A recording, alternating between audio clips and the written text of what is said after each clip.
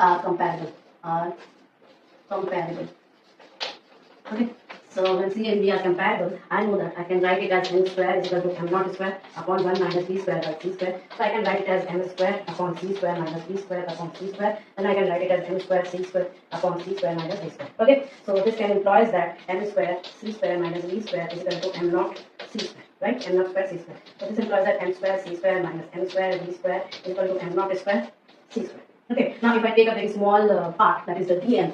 Dm is a very negligible amount of mass variation.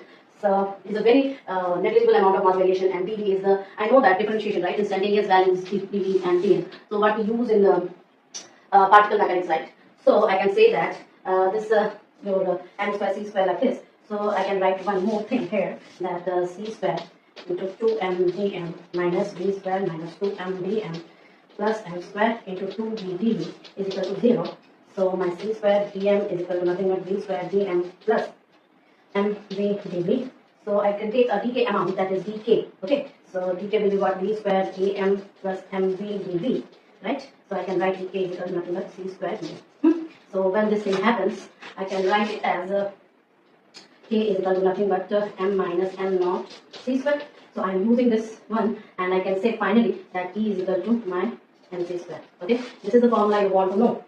This is the formula I have derived, that E is equal to mc square. E is equal to mc square, and this is a very, very important formula by Einstein, and where he equivalent energy as mass. Energy and mass equivalence.